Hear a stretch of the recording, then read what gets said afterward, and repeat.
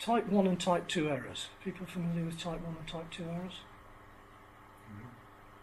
Nevertheless, okay, we've got 100 people who are training for something. Okay? And 80%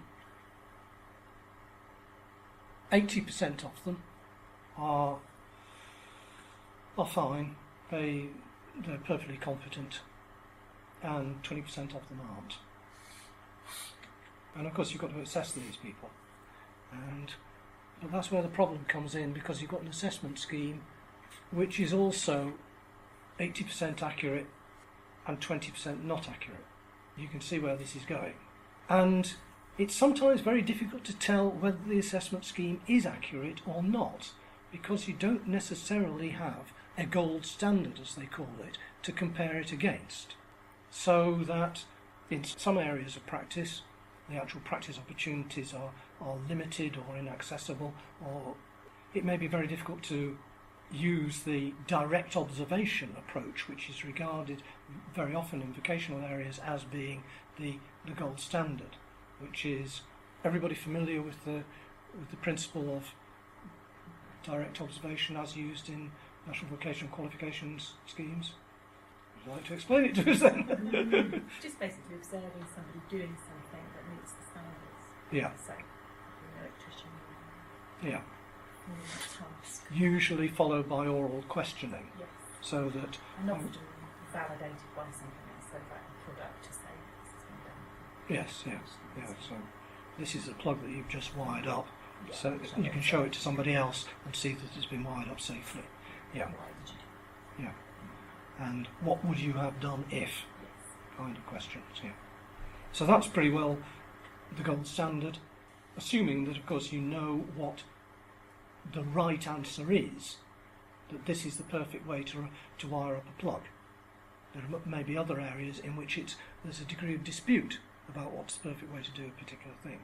And particularly in higher professional areas, there may be legitimate and strongly held disputes about what kind of practice is best, perhaps in medical diagnosis or something like that. So, the problem is, of course, when these two meet, you've got an overlap, and you've got, therefore, the problem of false positives, otherwise known as type 1 errors, and false negatives, which are known as type 2 errors. Those type 1 and type 2 come from systems theory and operational research. So what that means is that 64 of those 100 people pass the course, get the qualification because they passed the assessment, and so they should, because the advert says they're worth it.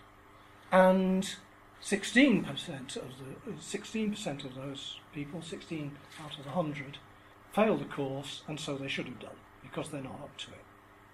Now those figures are large and more substantial than you'll often encounter in the real world. But the problem is, of course, that because the assessment scheme gets it wrong in 20% of the cases, there are 16% of the people who fail the course, although they should have passed it, because the assessment scheme let them down.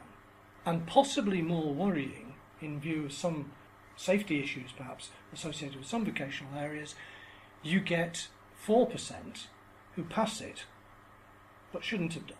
So this is a conundrum, and it would appear that the way in which you get rid of those false positives is that you make the assessment more difficult. That basically means that you fail more people. Actually, that doesn't work.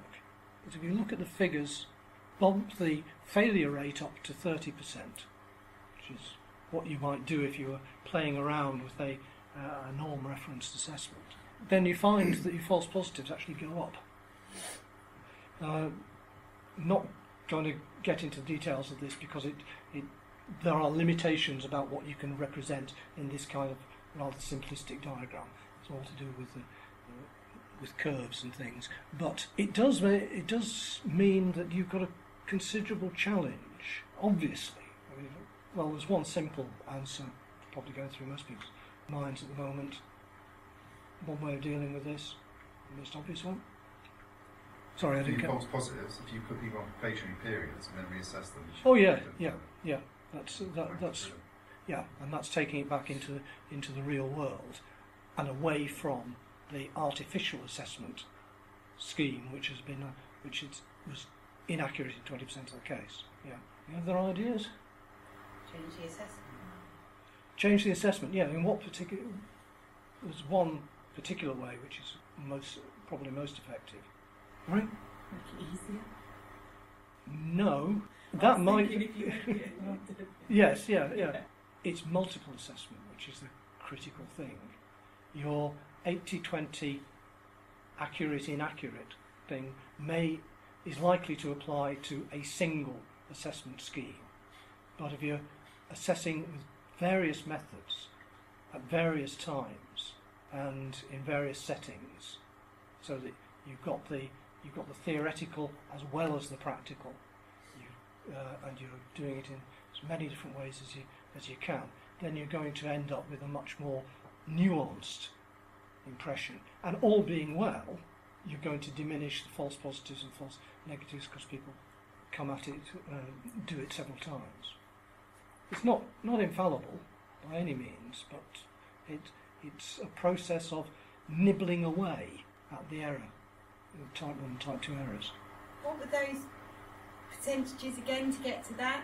It's 80% of people are competent, 20% are non-competent. Yeah. And then right. that's combining it with the 80% accuracy and then 20% inaccuracy of the assessment. Yeah. And then because of those numbers, we then get the false positives and false negatives. Yes. I mean, the figures will be different. I mean, I just developed the figures for the sake of simplicity. They will be different, but the principle remains the same. And it's very difficult to take them out of the system, particularly in those cases, as I say, when we don't know.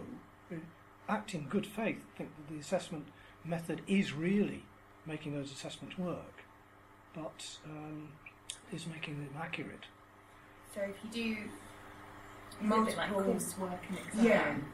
Multiple assessments, you do coursework exams and some multiple choice observations.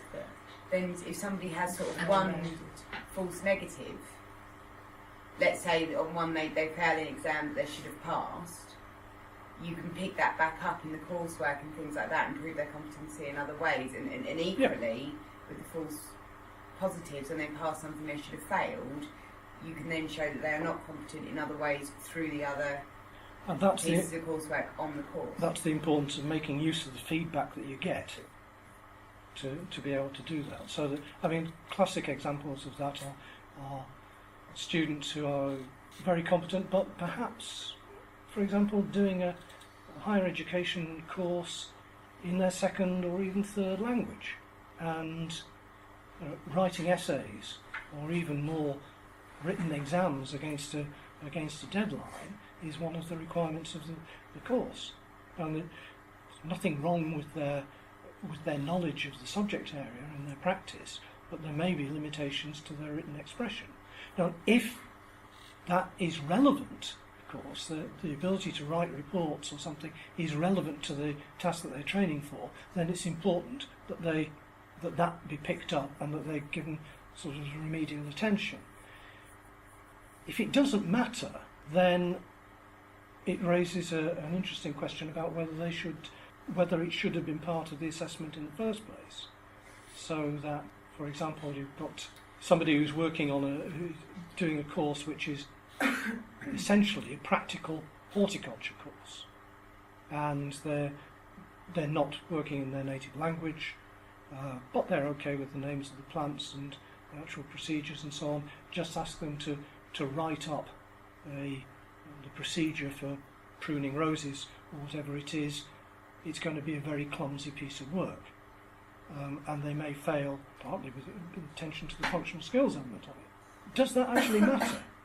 You could say it's not relevant to their job, so it's contrary to the principles of inclusivity, and therefore there's an error in the assessment scheme. We tend to get a lot of vocational courses. They'll always put a either option in there. If someone fails something to give them a chance to explain themselves. Certainly I've experienced that a lot. Yeah. It's quite a nice option to have for people if they've got dyslexia or, like you said, a problem with written work in general. Yeah. I've found that if they get to the end of the course, they're going to pass.